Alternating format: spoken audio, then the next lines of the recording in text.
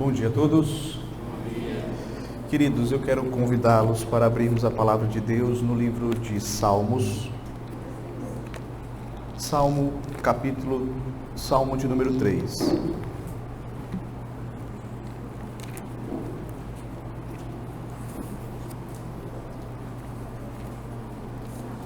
Salmo 3.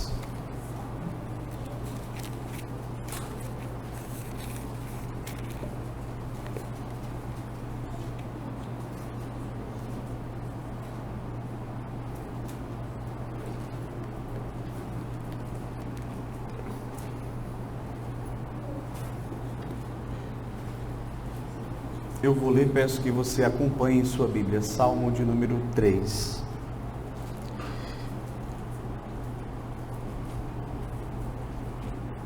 Eu vou ler desde essa parte que está em itálico, porque essa parte ela também faz parte do texto original, certo? Faz parte do texto bíblico. Salmo de Davi, quando fugia de Absalão, seu filho. Senhor, como tem crescido o número dos meus adversários. São numerosos os que se levantam contra mim. São muitos os que dizem de mim, não há em Deus salvação para ele. Porém tu, Senhor, és o meu escudo. És a minha glória e o que exaltas a minha cabeça. Com a minha voz clamo ao Senhor, e ele do seu santo monte me responde. Deito-me e pego no sono, acordo porque o Senhor me sustenta. Não tenho medo de milhares do povo que tomam posição contra mim de todos os lados. Levanta-te, Senhor, salva-me, Deus meu, pois feres nos queixos a todos os meus inimigos, e aos ímpios quebras os dentes. Do Senhor é a salvação, e sobre o teu povo a tua bênção. Até aqui, queridos, a leitura da palavra de Deus. Vamos orar mais uma vez. Senhor Deus, graças te damos, Senhor, pelo dia tão especial para nós, o dia do Senhor, dia em que aqui estamos para juntos buscarmos a Ti, como igreja do Senhor, e tendo, Deus, já louvado e exaltado o Teu nome com cânticos, com hinos espirituais, queremos nesse momento, Senhor, após termos lido a Tua palavra, meditar acerca dela, e para isso precisamos do Teu auxílio, da Tua graça, da Tua misericórdia sobre nós mais uma vez. Ó Deus, que Teu Espírito possa nos conduzir nesta jornada, Ele que é o grande inspirador da Tua palavra, Ele que inspirou os Teus servos a escreverem toda a Escritura, que Ele possa também nos auxiliar na compreensão dela, e que nesta ocasião, Senhor, possamos de fato estar com os nossos corações quebrantados, desejosos por receber a palavra que vem da parte do Senhor. Que Teu Espírito também realize essa obra em nós, nos iluminando e nos quebrantando, Senhor, para que possamos ouvir a Tua palavra com fé, com amor, com o desejo de aprendermos para colocarmos em prática os princípios que a Tua palavra nos ensina, e assim evitarmos pecar contra Ti, e assim vivermos uma vida de obediência, de santidade, de retidão na Tua presença. Ajuda-nos, ó Pai, nessa tarefa, pois somos pecadores, pois sabemos, ó Pai, que não não somos suficientes para essas coisas. Só com o Teu auxílio, com a Tua graça, que nós podemos ser edificados nesta manhã. Assim eu te peço, no nome de Jesus. Amém.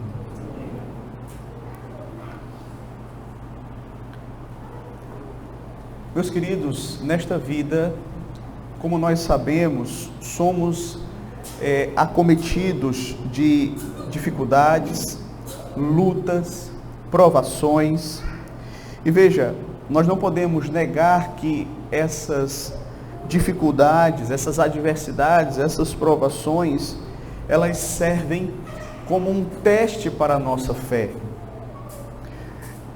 Veja, as provações que nos sobrevêm, elas separam a fé genuína da fé temporária.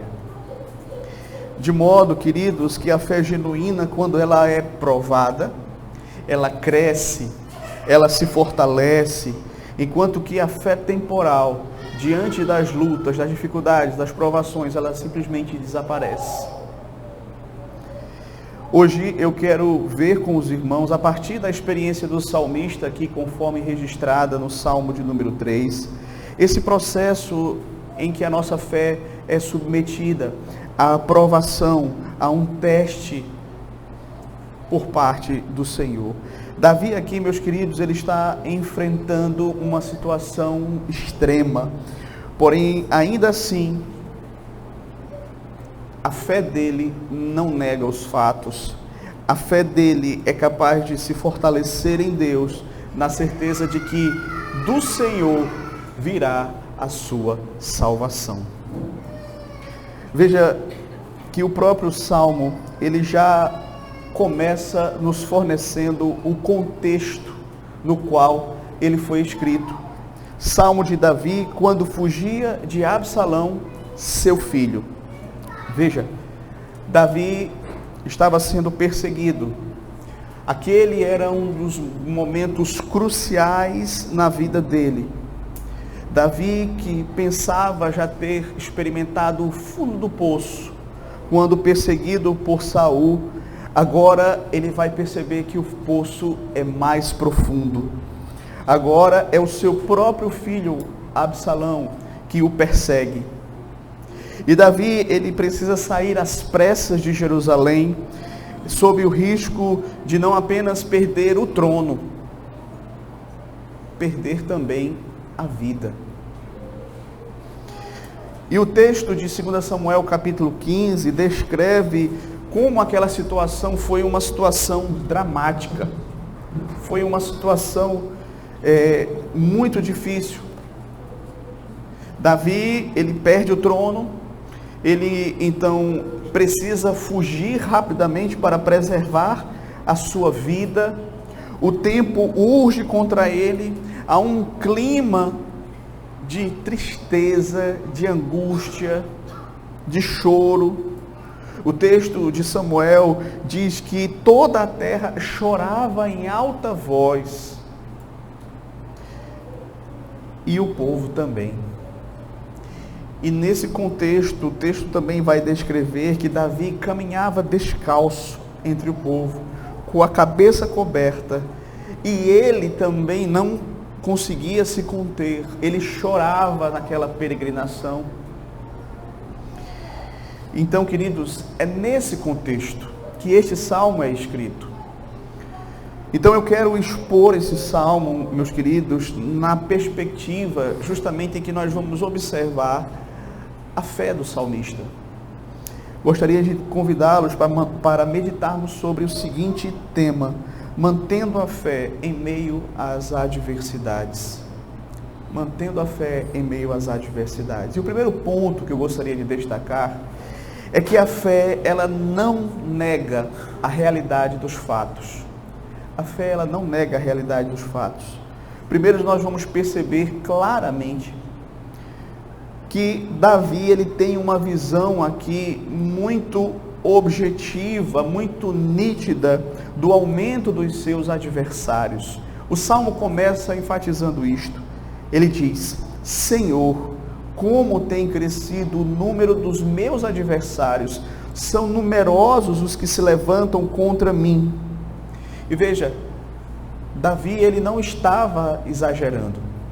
O texto de Samuel, lá no capítulo 15, 2 Samuel capítulo 15, verso 3, é dito assim: então veio um mensageiro a Davi dizendo: todo o povo de Israel segue decididamente a Absalão.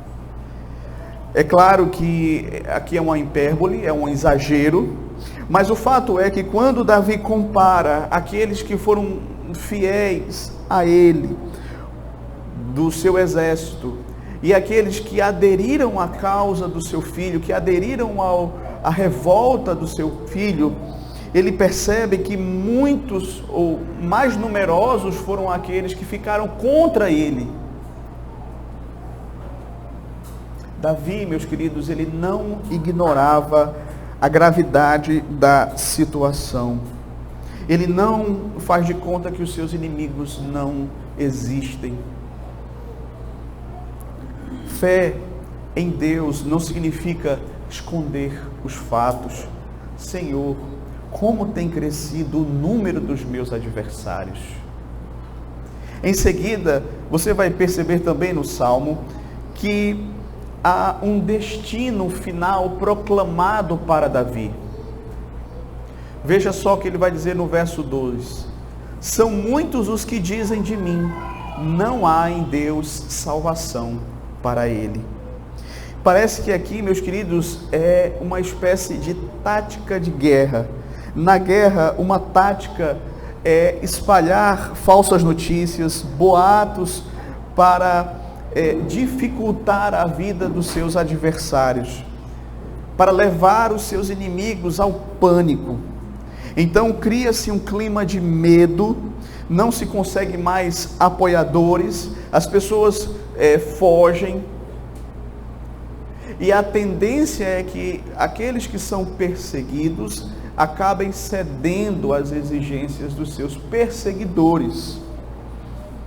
Então, esse era um comentário geral na boca das pessoas. Se espalhou isso em Israel. Não há em Deus salvação para Davi.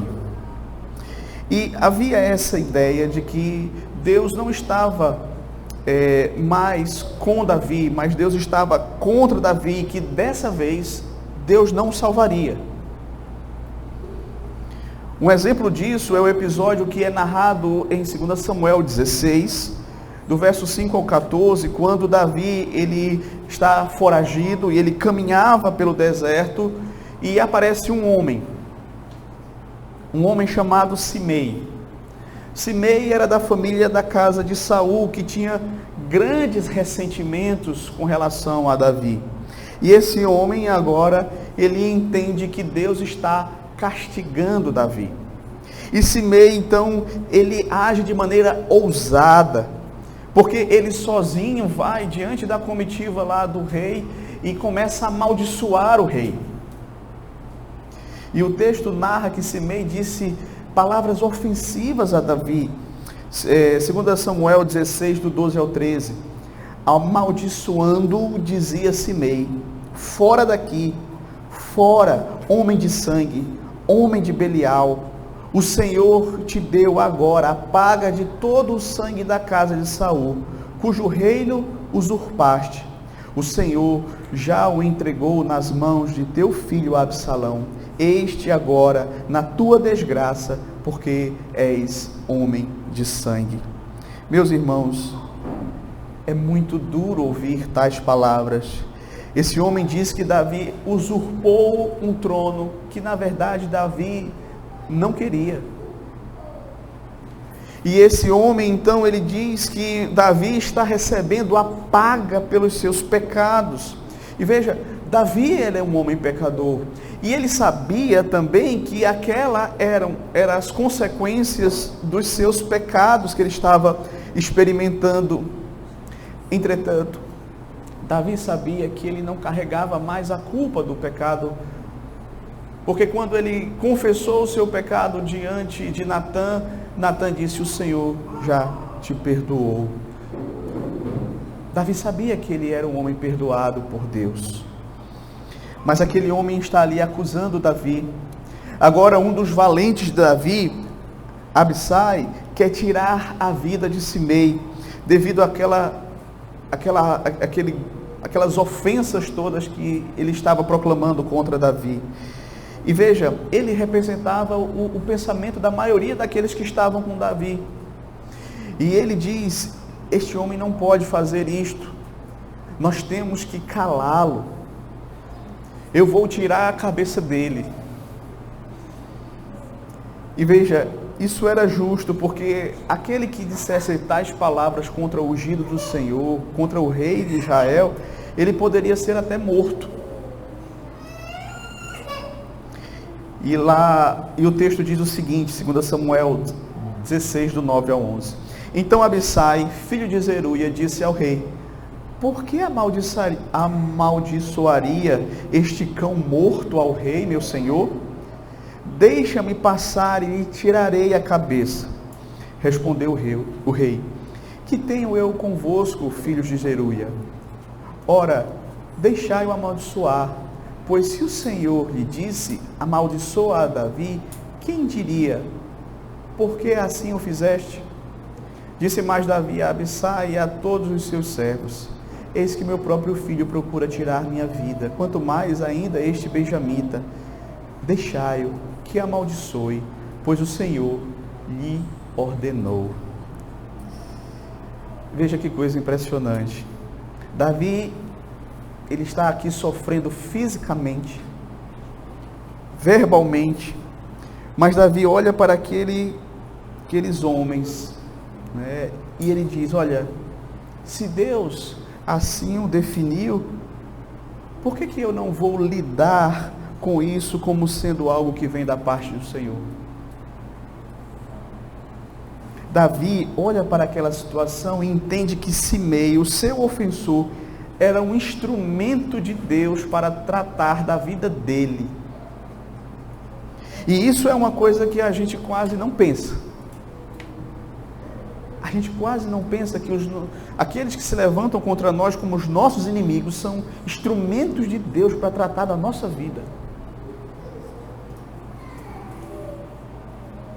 Se de alguma maneira eu sou ofendido injustamente, isso faz parte do plano de Deus para a minha vida. Davi ainda diz aos seus companheiros ali: olha, vocês não estão entendendo a gravidade da situação. O meu próprio filho quer me matar. Quanto mais esse benjamita. Deixai-o que amaldiçoe, pois o Senhor o ordenou. Ou seja, queridos, o que você percebe aqui é que a dor maior de Davi não era o reino, não era o fato de ter perdido o trono, não era as maldições e os falatórios que eram pronunciados contra ele, mas o fato de que seu próprio filho não apenas desejava o trono dele, mas desejava tirar a vida dele. Absalão não queria só o reino, ele queria matar o seu pai. E não há dor maior do que você enfrentar alguém que é da sua própria casa. Marido contra a esposa contra marido, irmão contra irmão, filho contra pai. Mas em terceiro lugar, há uma consciência também de perigo ali. Quando nós chegamos no verso 7, na primeira parte, Davi vai clamar a Deus com esse tom de urgência: levanta-te, Senhor, salva-me, Deus meu. A situação estava cada vez mais grave, porque agora há um homem que era muito conhecido em Israel, não por ser um bom arqueiro, não por ser um bom guerreiro, mas por ser um bom conselheiro e um estrategista de guerra. Este homem se chamava Aitofel.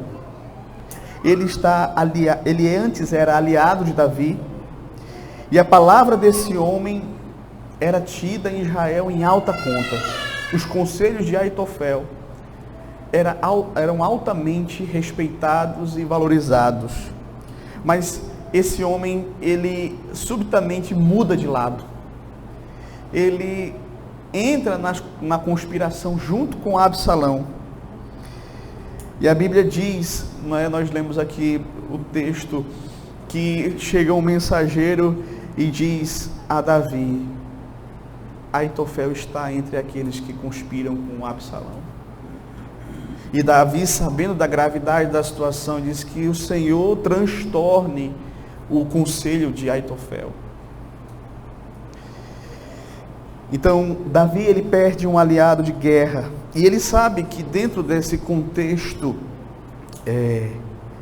em que ele se encontra, você saber como pensa o seu adversário, isso é uma vantagem dentro de uma guerra.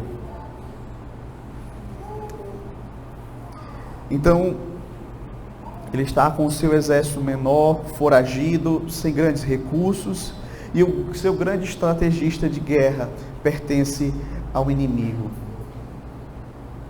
E mais, queridos, um homem que convivia com ele, que sabia muito bem como Davi pensava, e no campo bélico isso é muito importante, saber como o seu inimigo pensa. E agora Aitofel, ele dá um conselho a Absalão, que se Absalão tivesse seguido o conselho de Aitofel, provavelmente aquele seria o final de Davi. O conselho dele foi esse, e ele estrategicamente estava certo. Ele disse: olha Absalão, Davi, teu pai, está cansado. Vamos pegar um exército pequeno, 12 mil homens. Nós vamos segui-lo, e quando ele menos esperar, nós caímos em cima dele e destruímos ele. Mas veja, Davi havia mandado um homem para a corte de Absalão, um homem que desejou fugir com Davi, mas Davi sabiamente disse: não, vai lá, fica lá. E o nome deste homem é Uzai. E Deus usa a vida dele para realmente transtornar, para frustrar o conselho de Absalão. E é interessante que Uzai, ele está presente ali quando Absalão quando Aitofel traz esse conselho a Absalão, e ele então dá um outro conselho a Absalão. E de uma forma assim que você vai perceber, ele dá um conselho de uma maneira muito sutil, desviando a atenção de Absalão. Ele vai dizer assim: olha, Aitofel desta vez não está certo. É muito sutil a forma como ele trabalha. Olha, ele sempre está certo, mas desta vez não. E o conselho que Uzai traz para Absalão é isso: olha, vamos fazer o seguinte, mais tarde nós formamos um grande exército, e aí a gente ataca Davi. Na realidade, Uzai estava querendo que Davi ganhasse fôlego, que Davi pudesse se organizar, ganhar força. Mas o fato é que Davi sabe que Aitofel agora faz parte do exército inimigo. Então, veja, a fé, meus queridos, ela não ignora os fatos. E a situação, sim, era extremamente complicada para Davi. E aí nós chegamos no nosso segundo ponto. A fé verdadeira sabe em quem confia.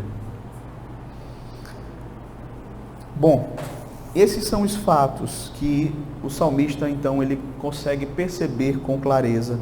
Mas o Salmo também nos mostra que o salmista sabia em quem ele confiava. Davi, profundamente angustiado, mas não desesperado, ele vai orar a Deus. E esse salmo, meus queridos, ele é uma oração ao Senhor. E neste salmo, nesta oração, você vai perceber que Davi, ele sabe muito bem quem é o seu Deus. Primeiro, ele começa dizendo que Deus é o seu escudo. Veja, Davi está foragido, mas Deus é seu escudo. Porém, tu és o meu escudo. Uma tradução literal desse termo aqui seria que Deus é o seu escudo em redor. Ou seja, ele usa aqui a figura de um escudo, que não é um escudo pequeno, daquele que protege apenas parte do corpo, mas de um escudo que protege todos os lados. Mas na frente ele vai dizer que os inimigos se levantavam de todos os lados contra ele, e Deus é justamente esse escudo que o protege de todos os lados. Davi também entende que Deus é a sua glória, porque és a minha glória. E meus irmãos, Davi, ele tem uma compreensão clara de que a glória dele não estava nele, não estava naquilo que ele tinha, não estava no seu reino. A sua glória era o próprio Deus. Na mente de Davi, essa era uma questão bem resolvida. Eu não perdi a glória de Deus. Deus está comigo. Eu não tenho reino, eu não tenho poder, eu não exerço mais a função de rei, mas eu tenho Deus comigo. Deus está comigo, eu posso servi-lo. A glória está em poder servir a Deus como ele serve. Terceiro, Davi compreende que Deus é que exalta a sua cabeça. O que exaltas a minha cabeça? Finalzinho do verso 3. Na narrativa de Samuel, nós observamos que lá é descrito Davi seguindo pela encosta das oliveiras, subindo e chorando, com a cabeça coberta, caminhava descalço, e todo o povo ia com ele de cabeça coberta, e todos choravam. Mas aqui, passados aqueles momentos, Davi, ele diz: o Senhor é a minha glória, é Ele quem exalta a minha cabeça, é Ele quem vai elevar a minha cabeça, é Ele quem vai restaurar a minha dignidade, é Ele quem vai restaurar a minha sorte. Davi também compreende que Deus responde às suas orações, verso 4, com a minha voz eu clamo ao Senhor, e Ele do seu santo monte me responde. Observe como Davi, ele depositava toda a sua confiança no Senhor Deus. Ele sabia quem era o seu Deus. Eu não sei por que eu estou passando por essa aflição tão grande, mas eu sei em quem eu posso confiar. Eu sei em quem eu tenho crido. Eu não sei como vai ser a resposta de Deus, como Ele vai responder às minhas orações, como Ele vai agir, como Ele vai dirigir os fatos, as circunstâncias, os acontecimentos, mas eu posso falar com meu Deus. Então aqui Davi, ele, diante daquela situação tão trágica, ele apresenta a sua causa diante de Deus, em oração. E veja, queridos, uma das coisas mais difíceis para o cristão é a oração. A luta pela oração, porque veja quantas coisas nos distraem. Orar, queridos, não é algo tão simples. Concentração, firmeza de propósito, manter esse diálogo com Deus não é algo fácil para nós. Mas Davi aqui, ele vai apresentar a Deus a sua situação no meio daquela calamidade toda. Ele apresenta a Deus a situação em que ele se encontrava, e ele diz: com a minha boca, com a minha voz, clamo ao Senhor, e Ele do seu santo monte me responde. E quando nós falamos a respeito da resposta de Deus, muitas vezes a resposta de Deus não é talvez aquela que nós gostaríamos que fosse naquele momento. Não é? Às vezes a resposta de Deus, ela pode até parecer, num certo sentido, humilhante para nós, mas é a forma como Deus tem de nos tratar. E algo curioso que o livro de Samuel também vai nos mostrar, é que enquanto Davi estava fugindo, um homem chamado Ziba, que fora servo de Saul, a quem Davi havia manifestado bondade, ele, no meio daquela situação toda em que o rei estava sendo perseguido, ele sai ao encontro de Davi, e ele vai carregando alimentos, suprimentos, e ele chega até Davi, e Davi pergunta: o que é isso? E ele responde: é para você. Os burrinhos é para você montar, o vinho é para dar aos jovens, o alimento é para vocês poderem se manter. Posteriormente, Deus levanta também 3 homens para ajudar Davi. Está lá no 2 Samuel 7, do 27 ao 29, Sobe, Marqui e Barzilai. E esses 3 homens, liderados por Barzilai, levam alimentos para Davi e para os seus homens. Barzilai chega para Davi e diz: olha, eu considerei que vocês estavam famintos, sedentos, cansados. E de fato ele acertou. E o texto diz que Davi ali foi ajudado por Barzilai, que era um homem próspero. Então Deus respondeu ali as orações de Davi. Obviamente que essa resposta de Deus, ela vai vir de outras formas também, mas a princípio é o que eles precisavam para sobreviver.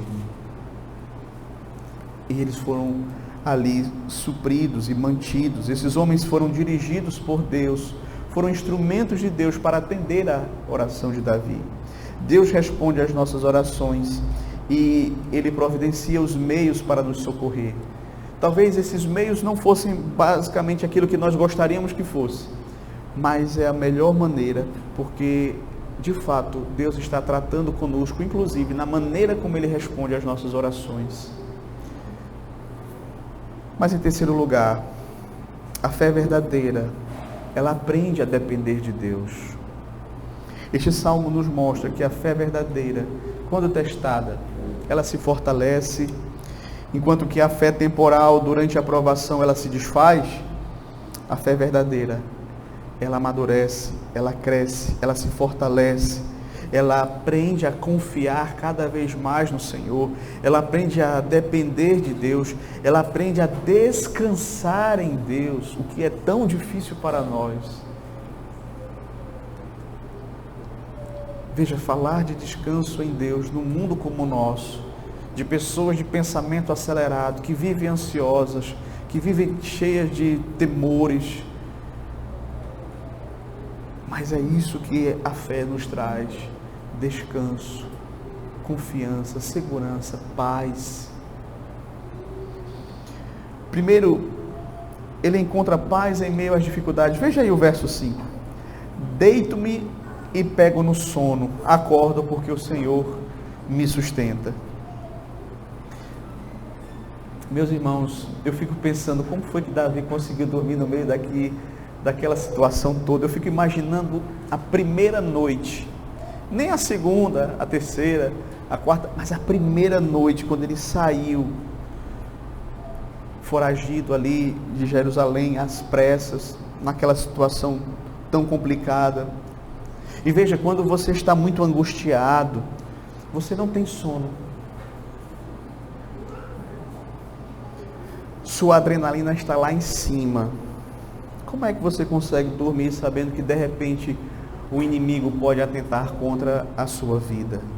No entanto, meus queridos, o salmista conseguia isso, porque a sua fé estava firmada no Senhor e ele então conseguia desfrutar de paz.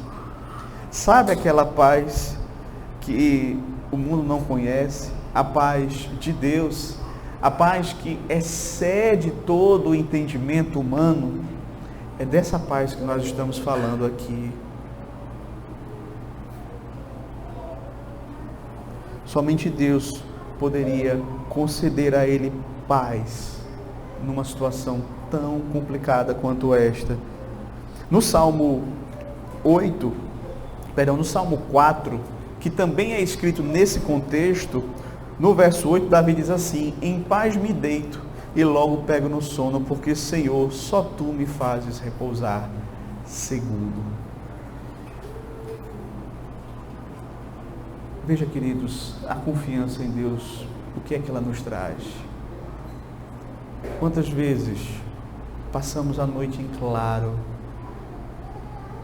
porque somos acometidos de pensamentos, de ansiedades, de medos, de decisões que nós precisamos tomar, do que vai ser do nosso futuro. Aprendamos a descansar no Senhor, porque a fé verdadeira, ela aprende a depender de Deus. Isso é um processo na vida do crente. Nós vamos aprendendo, em meio às lutas, às dificuldades, a descansar, a entregar no Senhor e conseguir dormir. Mas veja, queridos, o texto ele vai prosseguir e observe que após uma noite de sono reparadora, crendo no cuidado de Deus, Davi ele acorda com vigor, ele acorda com ousadia. Observe o texto, veja aí o verso 5: deito-me e pego no sono, acordo porque o Senhor me sustenta. Não tenho medo de milhares do povo que tomam posição contra mim de todos os lados. Ou seja, em paz eu me deito e logo pego no sono, acordo porque o Senhor me sustenta. De manhã esse homem está fortalecido. O choro pode durar uma noite, mas a alegria vem no amanhecer. Aquela situação que lhe parecia tão sombria, já não é tão escura. E veja que Davi, ele não está dizendo que o exército que estava contra ele diminuiu, não foi isso. Ele não está dizendo aqui que agora a situação mudou radicalmente. Não, a situação continua lá, os fatos continuam os mesmos. Porém agora ele está revigorado no Senhor. Os inimigos ainda estão lá, contudo, ele não os teme. O Senhor que o guardou à noite, o Senhor também, fielmente, vai preservá-lo durante o dia de toda a adversidade. E é isso que, meus queridos, a fé verdadeira, ela vai repercutir em nós, na medida em que nós aprendemos com as lutas, as dificuldades desta vida, a colocar a nossa confiança no Senhor e a descansar nele, tanto durante a noite quanto durante o dia. Daí o seu clamor, que revela a fragilidade de Davi, mas também a fé que ele tinha em Deus. Por isso que no verso 7 ele diz assim: levanta-te, Senhor, salva-me, Deus meu, pois feres nos queixos a todos os meus inimigos, e aos ímpios quebra os dentes. Veja, os adversários de Davi são fortes, sim. Eles estão em maior número, sem dúvida. E Davi sabe de tudo isso, mas ele sabe também que Deus é poderoso para cuidar dos seus adversários. Então, os inimigos se levantam contra ele, mas ele sabe que Deus está no controle daquela situação e que Deus vai quebrar os queixos dele, ou seja, o Senhor vai dar um golpe mortal sobre eles. E veja, os inimigos que se levantam contra a igreja do Senhor, eles se colocam como ameaças ao povo de Deus, eles vão ser quebrados. Deus é quem vai lidar com eles. Deus é quem vai fazer isso aqui. Ferir o queixo, quebrar-lhe os dentes. Deus é quem vai vencer essa batalha. Agora observe que Davi, ele está completamente certo de que a sua salvação não vai ser resultado dos seus esforços, mas da ação soberana de Deus. Por isso que no verso 8 ele diz assim: do Senhor é a salvação, e sobre o teu povo a tua bênção. Veja, queridos, a nossa salvação vem do Senhor. Ainda que a situação seja muito difícil, ainda que os inimigos sejam muitos, ainda que esses inimigos venham por todos os lados, o Senhor Deus é poderoso para salvar o seu povo. Veja, o Senhor salvará aqueles que confiam não em si mesmos, mas que confiam nele. Davi sabia que, por amor ao pacto, Deus jamais o abandonaria. Enquanto que o povo dizia: não há em Deus salvação para ele, Davi sabia: do Senhor virá a minha salvação. Porque é o prazer do Senhor salvar o seu povo. Porque é promessa do Senhor salvar o seu povo. Então, nós precisamos compreender isto. E o salmista conclui dizendo: sobre o teu povo a tua bênção. E veja, Davi sabia que por mais difícil que fosse aquela situação, mas a bênção do Senhor estava com ele. Ele estava vendo Deus o abençoar, mesmo em meio àquelas circunstâncias adversas. Quando nós passamos por situações de dificuldades, calamidades, perdas, sofrimentos, nós nunca podemos esquecer que Deus, ele está conosco no meio daquela aflição e que nós podemos ver até ali a bênção do Senhor sobre as nossas vidas. E meus irmãos, a bênção de Deus é uma realidade sobre a nossa vida. O difícil para nós é percebê-la quando muitas vezes nós somos tomados pelas adversidades, quando muitas vezes o nosso foco acaba sendo os problemas, as angústias, as ansiedades, nós perdemos a dimensão da bênção de Deus nas coisas cotidianas, nas pequenas coisas do dia a dia, que muitas vezes nos passam desapercebido, mas está ali, Deus está nos abençoando. E eu gostaria então de trazer algumas aplicações para as nossas vidas neste momento. Primeiro,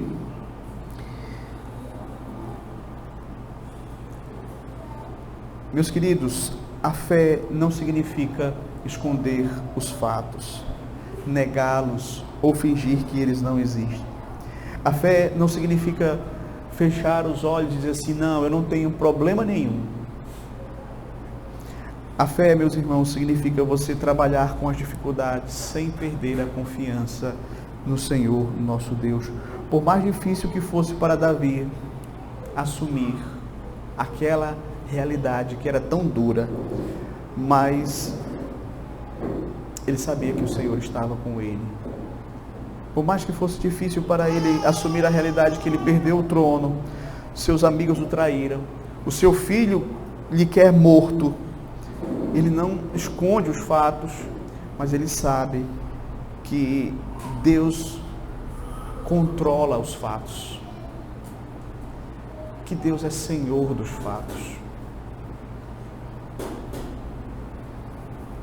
Entretanto, se por um lado a fé ela não esconde os fatos, por outro também ela não fica olhando somente para os fatos, para os problemas, para as dificuldades. Infelizmente, queridos, às vezes nós passamos muito tempo mensurando o problema, obcecados pelo problema, às vezes ficamos paralisados olhando para o problema.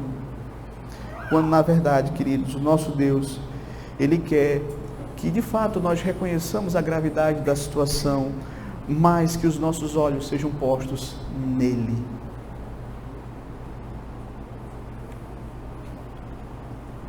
Então, Deus é o Deus Todo-Poderoso. Davi mostra aqui que ele olha para os fatos pela ótica da fé em Deus, da fé naquele que controla todas as coisas, que é Senhor de tudo e de todos, inclusive dos fatos. Em segundo lugar, seja qual for a angústia que eu esteja passando, eu devo expô-la diante de Deus, eu devo expor isso diante de Deus em oração. Veja, perigos, lutas, adversidades, perseguições, traumas, deveriam nos conduzir para Deus e não para longe de Deus. Seja qual for a luta que você está enfrentando, leve esta luta aos pés do Senhor. Davi viu que tinha muitos inimigos querendo matá-lo, e isso fez com que ele buscasse o Senhor. Isso fez com que ele escrevesse um salmo. Isso fez com que ele adorasse ao Senhor. Veja, quem faz essa oração aqui é um rei que era um homem de guerra, que sabia manejar bem a espada. Mas veja, a confiança dele não está em si mesmo, a confiança dele está no Senhor. Por isso que ele leva a Deus em oração aquilo que estava acontecendo com ele.